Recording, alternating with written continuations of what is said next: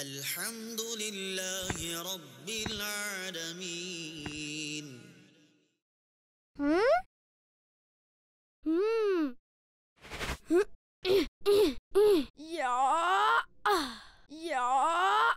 نعبد وإياك نستعين.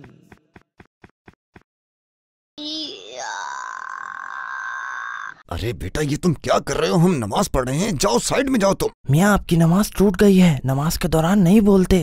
جناب آپ بھی تو نماز پڑھ رہے تھے، آپ کی بھی نماز ٹوٹ گئی ہے. آپ کی کون سی بچی ہے؟ نماز کے دوران آپ بھی بول پڑے.